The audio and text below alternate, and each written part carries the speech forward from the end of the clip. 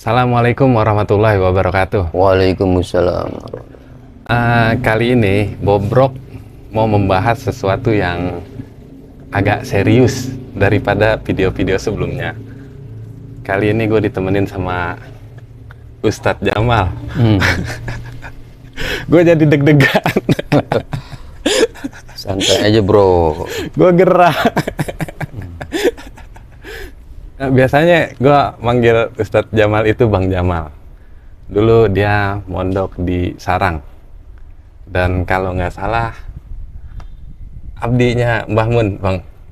Ya bukan abdi, santri lah. Santrinya Mbah Kalau Mun. abdi itu santri. Di video ini gue mau bahas tentang sholawat. Karena masih banyak orang yang menganggap bahwa sholawat itu bid'ah. Sholawat itu terlalu mengkultuskan Nabi. Padahal kan konsepnya nggak gitu ya Bang? Iya. Sholawat.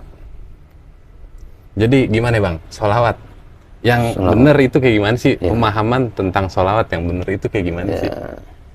Silahkan Bang. Bismillahirrahmanirrahim. Alhamdulillahirabbil alamin wa bihi nasta'in ala umuri dunya waddin. Wassalatu wassalamu ala sayyidina Muhammadin wa ala alihi washabihi ajmain. Jadi kita prolog dulu ya, dikit ya. Jadi sholawat itu kan apa namanya, ada perintah gitu ya, ada perintah. Udah masyhur, sering kita hafal.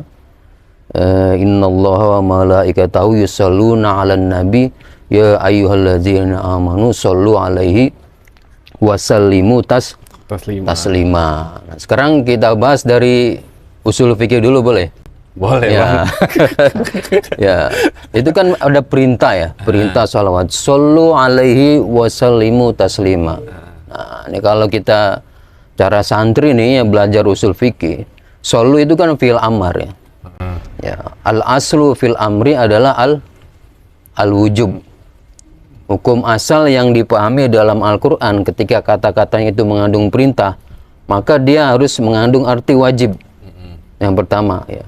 Kecuali apabila ada dalil lain yang menunjukkan bahwa itu bukan wajib, tapi di bawahnya yaitu sunnah. Harus ada dalil lain. Nah, di sini kalau kita menilik beberapa aqwalul ulama gitu ya, bahwa tetap dihukumi asal, berarti wajib. Jadi ittafaqal ulama ala anna sholat wa taslim ala rasulillah wajibah. Udah sepakat tuh. Para ulama mengatakan bahwa sholawat itu adalah hukumnya wajib. Cuman mereka berbeda pendapat berapa kali minimal. Nah, ikhtalafu fil aqoliyah. Ada yang bilang minimal seumur hidup sekali. Ada yang bilang berapa kali, beda-beda. Nah, khusus Imam Syafi'i dari ayat ini beliau memasukkan sholawat itu ke dalam rukun sholat kan?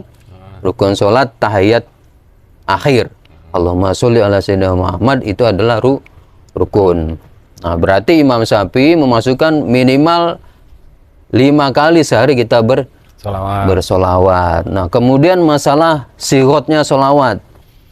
Jadi ketika ada perintah solawat itu, apa namanya, para sahabat bertanya gitu ya.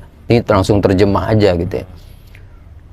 Perintah engkau wahai Rasul memerintahkan untuk kami untuk bersolawat kepadamu. Redaksi assalam udah ada setelah engkau ajarkan, yaitu assalamu alaika ayuhan nabiyyu rahmatullahi wabarakatuh. Lalu gimana cara kami bersalawat? Lalu jawab beliau, ada sebagian riwayat singkat, Allahumma sholli ala Muhammad. Ada riwayat lain yaitu sholawat Ibrahimiyah, Allahumma sholli ala Muhammad kama sholaita ila akhiri. Itu sigotnya ya, sigot sholawat. Nah, Ahlus Sunnah wal Jamaah nih ya, gitu ya, yang merupakan as-sawad al-azam ya, mayoritas umat Islam sedunia, redaksi sholawat itu hanya bukan itu, gitu loh. Itu yang maksur, ada dalilnya, ajaran langsung beliau Rasul, sholawat maksurah namanya gitu ya.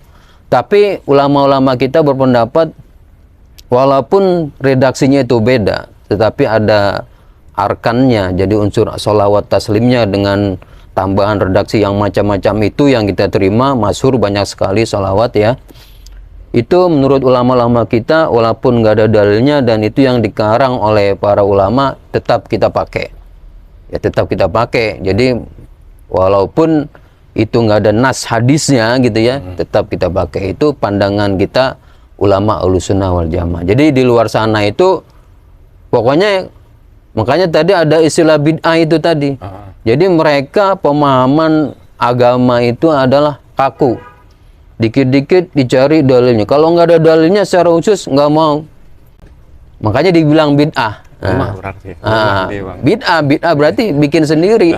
Nabi nggak ngajarin kok ente berani mengamalkan. Nah, ya, itu di luar golongan kita tuh begitu. Terus tentang yang mengkultuskan, terlalu mengkultuskan gitu, kita, wah lu sering baca sholat, kerjaan lu baca sholawat mulu, mengkultuskan. Lu tuh terlalu mengkultuskan kanjeng Nabi. Iya. Nah, sekarang istilah kultus itu harus dipretelin dulu, tasawurnya seperti apa. Kultus seperti apa yang dimaksud gitu ya. Mungkin orang nganggap kultus, oh lu ke Nabi mulu, ke Allahnya enggak gitu. Iya begitu. Nah, ini ada hubungannya dengan yang tadi gitu ya. Sholawat itu kan perintah Allah gitu ya. Perintah Allah. Allah perintah, bahkan sebelum diperintahkan innallaha wa malaikatahu yusholluna, telah Allah sendiri ya mengikrarkan mengiklan kepada kita, memberitahu zatnya yang mulia itu bersolawat juga begitu ya, dengan arti yang khusus ya begitu. Terus apa tadi? Apa ininya? Taruh Bang, rokok dulu. Mengkultuskan ya? Iya, mengkultuskan. Jadi mengkultuskan itu juga kita harus bedah dulu maksudnya apa. Kalau yang dimaksud adalah mengagungkan beliau, mengagungkan, menghormati, itu diperintahkan. Diperintahkan. Jadi wa may yu'azzim sa'irallah fa innaha min taqwal qulub. Allah sendiri banyak memuji nabinya dalam Al-Qur'an, ya enggak?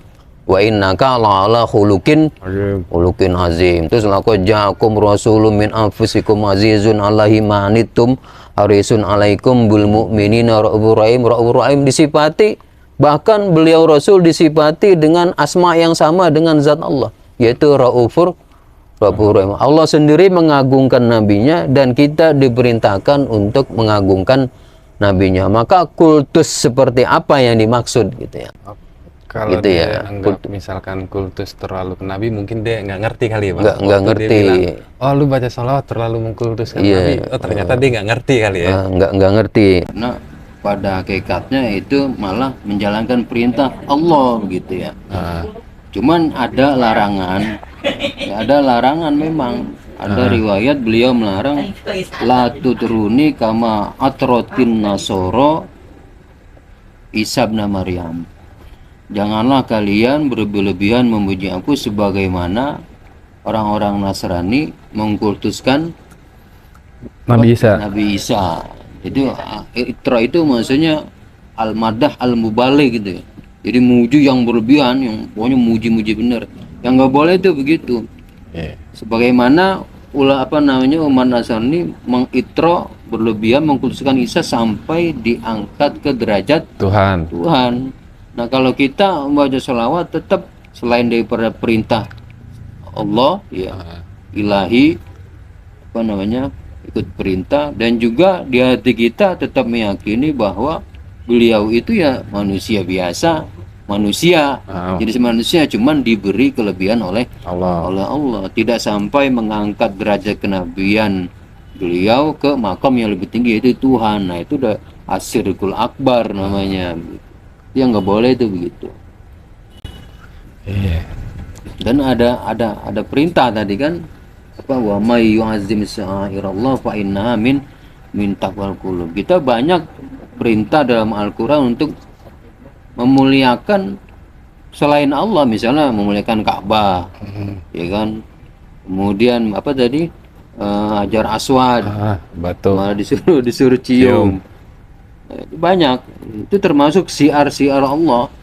Syiar-syiar Allah itu maksudnya ya sesuatu yang diharuskan untuk dihormati oleh kita, justru melaksanakan perintah. Bukan berarti mengkultuskan, apalagi menduakan. Enggak, itu bedanya itu di situ.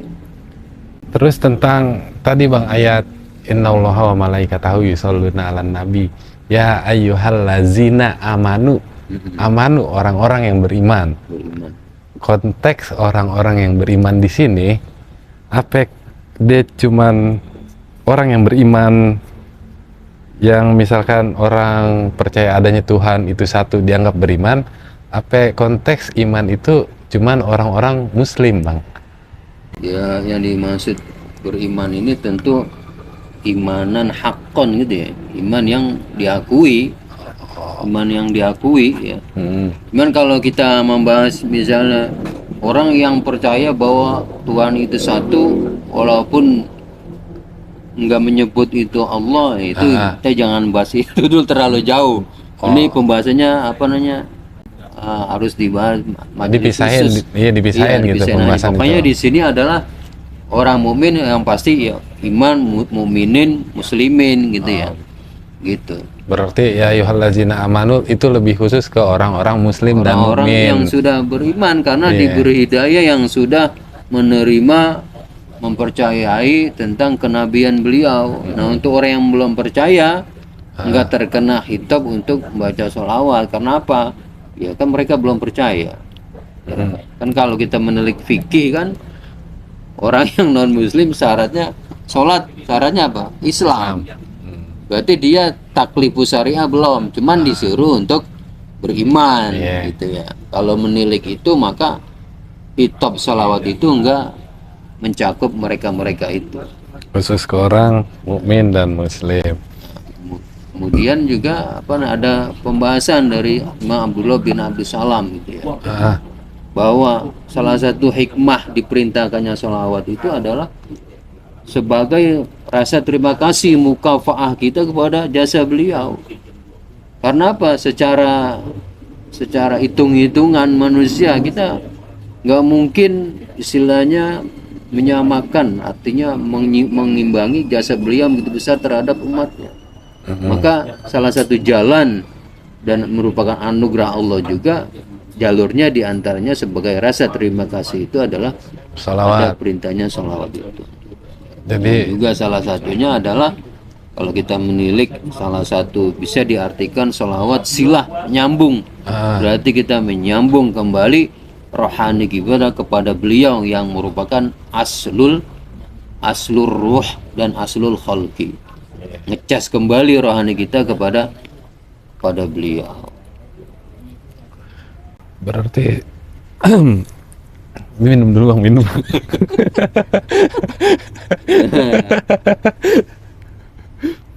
Nah, satu lagi nih yang faedah yang perlu menjadi pemicu kita untuk Bersalawat. bersalawat sebanyak-banyaknya. Salah satu faedahnya yang disebutkan oleh para ulama diantaranya adalah bahwa nanti orang yang sering bersalawat dan salam kepada beliau itu adalah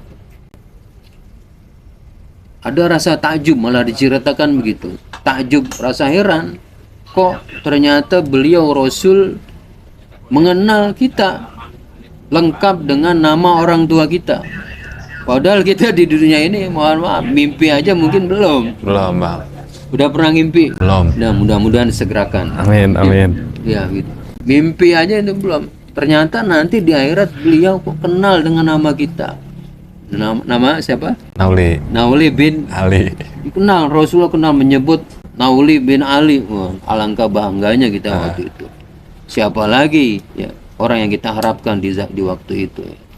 Semua orang bingung sampai kepada para nabi-nabi sebelum syafaat itu diizinkan oleh beliau Rasul. Berarti faedahnya Nabi bakal kenal sama kita. Ya, karena itu ya. Itu. Termasuk pemicu yang semestinya kita raih untuk situ. Karena apaan lagi yang kita harapkan di nanti kan begitu. Cuman syafaat gitu ya. Oke, berarti kesimpulan video kita kali ini bahwa sholawat itu bukan bid'ah bagi kita. Bagi kita dengan pemahaman bid'ah versi kita. Gitu. Dan membaca sholawat itu nggak dianggap terlalu mengkultuskan Kanjeng Nabi. Iya, karena malah menjalankan perintah Allah. Iya. Terus yang terakhir tentang iman, amanu di ayat itu ternyata lebih dikhususin ke kaum muslim dan kaum yang sudah mukmin. beriman kepada risalah beliau. Satu lagi nih yang yang perlu juga sekalian dibahas tentang mensyirikkan Allah dengan, jadi ada redaksi sholawat syirik gitu ya. Nah itu kan sering ramai diulang-ulang gitu ya. Seperti yang banter itu kan sholawat naria. Jadi posisi Nabi disamakan dengan Tuhan. Gimana sholat naria redaksinya? Allahumma sholli sholatan kamilan. Salim salaman taman ala sayyidina Muhammadin allazi tanhalu bihil uqad wa tanfarju bihil qura waktu bihil hawaid. Kok Nabi menjadi orang yang mengabulkan hajat. Yang mengabulkan hajat kan Allah. Nah, itu lesak syiriknya, katanya begitu. Itu kata itu dipermasalahin. Dipermasalahkan. Itu ya menurut versi ulama kita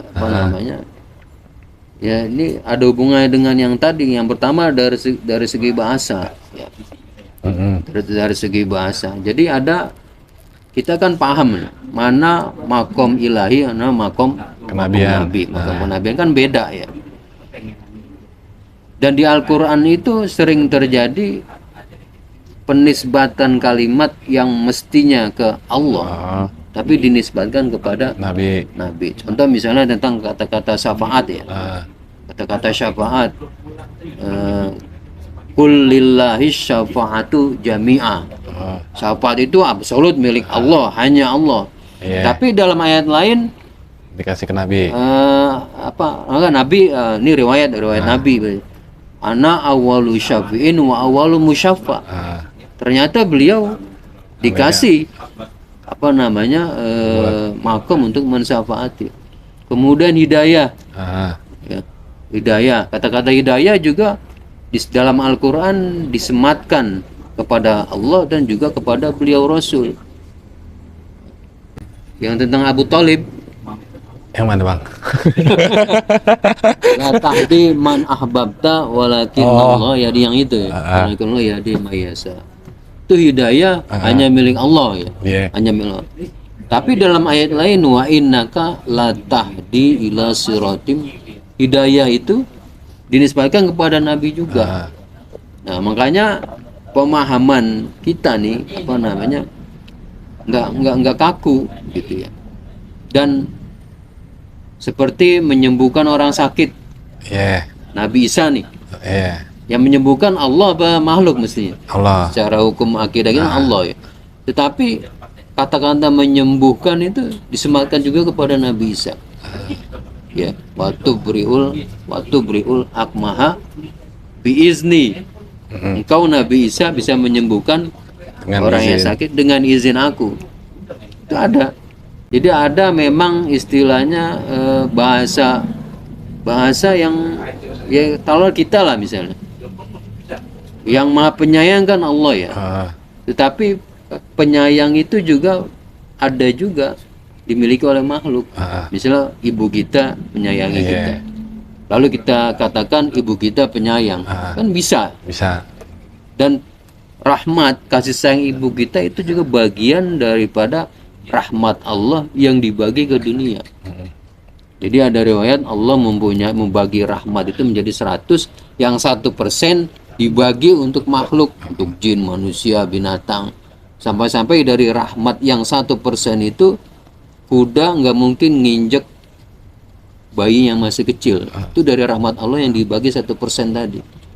Begitu juga penyematan hidayah tadi yang dimiliki oleh Rasul.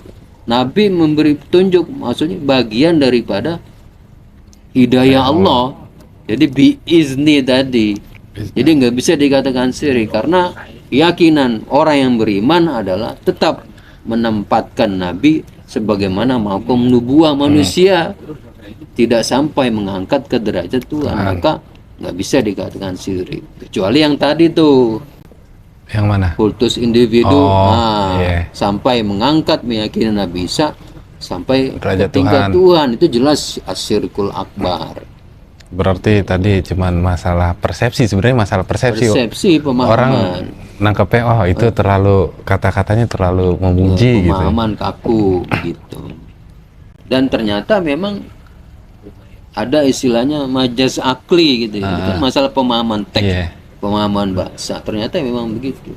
Nah, seperti yang saya bilang tadi, ternyata Rasul pun disifati dengan Raufur Rahim. Itu kan asma Allah itu. Tetapi ada dalam Al-Qur'an, Nabi disifati Raufur Rahim, ja'akum itu. Bil mu'minina Raufur Rahim. Itu berarti apakah ada asma Allah dinisbatkan kepada Nabi-Nya? Rafah Nabi, rahmat Nabi, bagian daripada rahmat dan rafat Allah. Karena Allah memilih beliau. Syafaat Nabi yang berlaku kepada kita bagian daripada syafaat Allah, diizinkan Allah. Pun dalam kasus Nabi Isa tadi menyembuhkan orang sakit, biizni. Boleh nggak kita bilang Nabi Isa tukang nyembuhin? Boleh. Kan begitu. Tapi biiznillah. Yang nggak boleh meyakini itu atas jasa Nabi Isa sendiri. Itu yang nggak boleh gitu, pasti syirik gitu. Jadi intinya kita harus belajar lagi kawan-kawan. Belajar lagi. Belajar lagi yang benar. Cuman kalau kita konfrontir kepahaman gitu, mereka gak pasti mau. punya jawaban juga pasti. Ya, jadi sekarang tinggal pilihan lah. Pilihan. Mau ngikutin yang mana? Yang kayak apa, pemahaman yang kayak gimana begitu. Ikutin yang rambutnya panjang segini apa jenggotan? Jenggot saja. Iya, Bang. Rata-rata yang jenggotan rambutnya yang pendek. Pasti keliru adalah orang yang paling merasa benar sendiri, nggak mau dengar pendapat orang. Ini namanya ta'assub ya. Taklid buta, ta'assub buta. Cobalah dengerin gitu. Yang insaf sih udah banyak. Yang tadinya mengkafir-kafirkan, udah banyak yang insaf, cuman masih banyak ya. Ketika seseorang merasa pemahaman yang paling benar, walaupun atas nama mengembalikan kemurnian, itu udah pasti keliru. Mereka menyontoh siapa? Ini kan Gitu. Khawarij, Bang ya? Khawarij ya? Hah? Iya, kaum Khawarij ya, Bang ya? Begitu. Khawarij. Iya, tapi nggak usah dibahas, ntar panjang. Iya. Jangan. Oke. Kawan-kawan, gua rasa videonya cukup sekian. Iya, ini terlalu berat Ntar saya pusing sendiri. Oke, sekian pembahasan saya dan Bang Jamal tentang sholawat. Sholawat itu, kalau bisa disimpulin, sholawat bukan bid'ah menurut pemahaman saya dan Bang Jamal. Dan sholawat itu, sering membaca sholawat itu bukan termasuk salah satu yang mengkultuskan Nabi. Karena Nabi tetap berada dalam posisi sebagai seorang Nabi, bukan posisi sebagai Tuhan. Dan yang tadi terakhir itu tentang allazina amanu, orang-orang yang beriman. Ini lebih khusus untuk kaum muslim dan mukmin. Mukmin pasti muslim, muslim pasti mukmin gitu. Iya begitu. Iya. Saya rasa cukup sekian, bobrok terus, damai selalu. Assalamualaikum. Waalaikumsalam.